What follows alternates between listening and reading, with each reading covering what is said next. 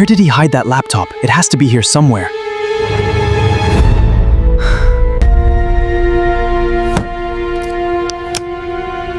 There you are. I knew I'd find you. This won't take long. Perfect. I'll send this to the director before he even gets the chance. By the time he speaks, everyone will think it was my idea. He'll never see this coming.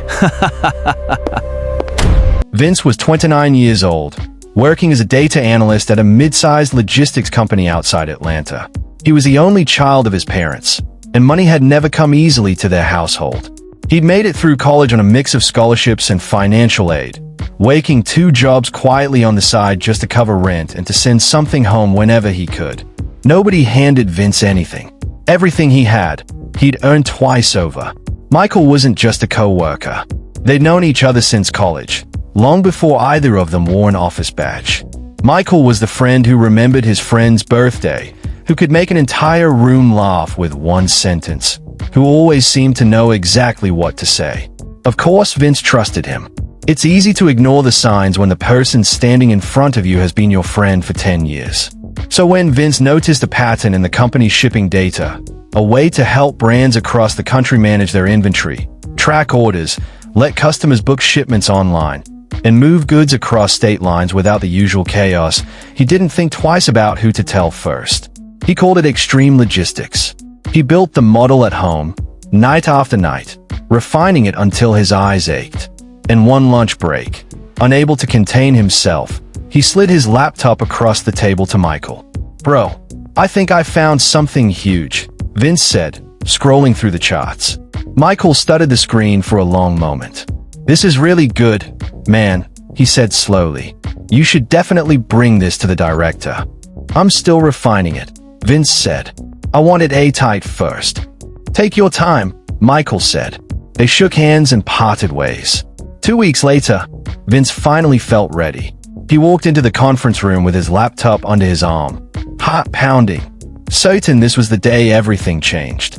The director looked up after Vince had described his idea. "Vince, good timing.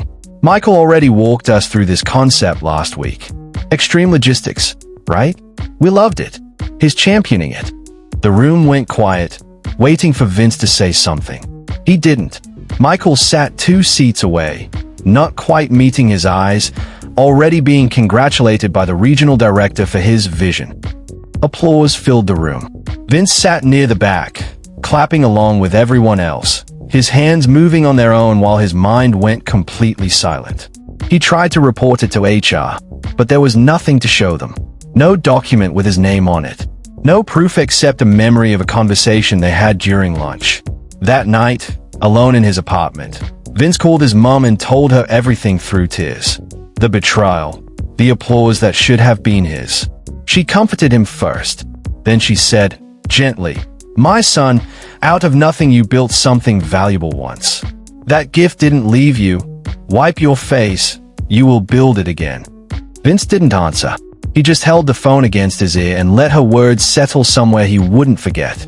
He stayed indoors for 2 days to cry, but he didn't resign or protest. Rather, Vince kept showing up excellently. And for the next 3 years, watched promotion after promotion pass him by while Michael's name rose steadily above his own. Gradually, something inside Vince had quietly changed. He opened a private document on his laptop, one he told absolutely no one about, not even his roommate. He began writing down every problem he noticed, everywhere, not just at work. He studied how small businesses track their revenue, how shop owners lost customers simply because they had no easy way to reach them again.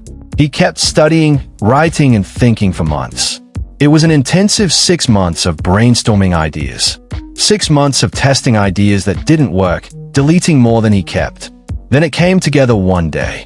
He decided to build an app for small business owners to track their revenue, manage their inventory, store customer details, and reach every single customer again with one click. He called it Money Magnet. He registered it under his own name this time. He told no one at the office. For the first 6 months after Money Magnet was registered, he got rejections from over 20 businesses and started doubting the feasibility of his idea. It took a year of quiet, patient work, but by the end of it, Vince had onboarded 40 small businesses onto Money Magnet, each paying a modest monthly fee that, combined, had grown into over #900,000. Everybody still knew him as just a data analyst. But quietly, outside those office walls, Vince was building wealth Michael knew nothing about. Meanwhile, Extreme Logistics thrived under Michael for 2 years. He got bonuses from the company, promotion, and spoke at interviews and broadcasts. Michael claimed he was successful because he had the ability to envision what others couldn't. Then came year 3. Extreme Logistics started recording losses, quietly at first, then it became disastrous and their bankruptcy was shared on the internet. The shipments stuck at borders, their contracts terminated. The losses climbed past 30%, then kept climbing toward 50%, and Michael, the man who had championed it all, could not explain why, and could not fix it. The whispers started in the break room, the same break room where he'd once taken Vince's idea over lunch. The company immediately stripped Michael of the project. His colleagues said he built his whole name on that app, and now he can't even save it. Desperate, the director called Vince the one person who built Money Magnet for years from scratch, and he believed he understood the original architecture of Extreme Logistics better than anyone. It took him just 3 months to trace the failure back to its root, rebuild the customs integration properly, and stabilize what Michael had spent 3 years failing to protect. By the end of that quarter, the company recorded the highest revenue in its entire history, more than double any year under Michael's leadership. Vince was promoted to assistant director. His name appeared in a business magazine feature 2 months later. A local television program invited him to speak about turning around failing systems. Reporters who once interviewed Michael now placed Vince in the spotlight. He drove to his mother's house the week the article was published with a newspaper in his hand. She read it slowly at her kitchen table, then looked at him with teary eyes. "I remember the night you called me crying," she said quietly. "I didn't know if you'd ever stand up straight again. You told me to wipe my face and I did," said Vince. She held his hand and quickly wrapped her hand around him to give him a warm hug. Sometimes love doesn't need many words. One Tuesday, something unexpected happened. Vince heard a knock on the door and opened to see Michael standing. Michael stood there, thinner than Vince remembered, his eyes red. "Can I come in?" Vince let him. Michael sat on the edge of the couch, hands folded, and said the words he'd clearly rehearsed and still couldn't say smoothly. "I stole it, Vince. I stole Extreme Logistics. All of it was yours. I copied your files onto a flash drive the night you showed me, and I sent everything to the director 2 days before you were ready to present.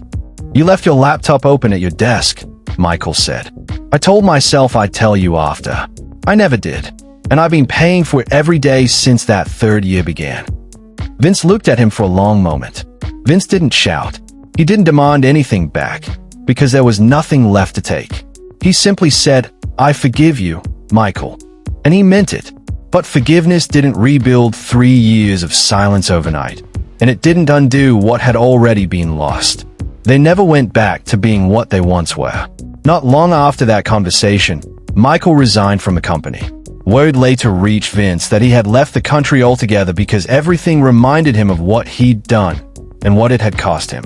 Vince still runs Money Magnet today, alongside his role at the company that once passed him over.